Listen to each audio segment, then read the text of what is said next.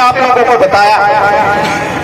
लेकिन मुझे बताइए कि जिस कानून की, जिस धारा की हम बात करते हैं, क्या वास्तव में हमारे साथ में जो व्यवहार में आते हैं, चाहे पुलिस की बात हो, चाहे तहसील कार्यालय की बात हो, चाहे एटीएम कार्यालय की बात हो, चाहे कलेक्टर कार्यालय की बात हो, कानून के सम्मत हम लोगों के साथ में न्याय होता है या नहीं होता? बताइए।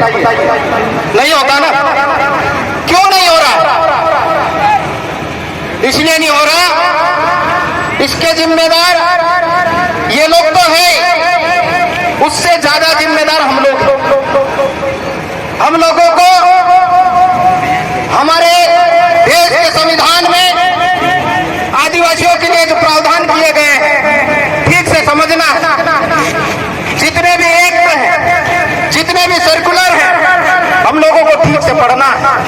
और यदि उसके तहत कार्रवाई नहीं हो रही है तो वहीं पे लड़ना है, झुकना नहीं है, डरना नहीं है।